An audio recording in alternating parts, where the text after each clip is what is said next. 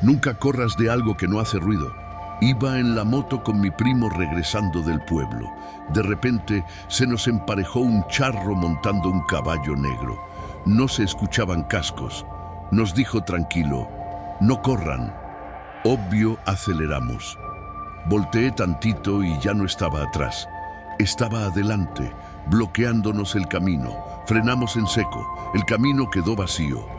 Desde ese día, mi primo no maneja de noche.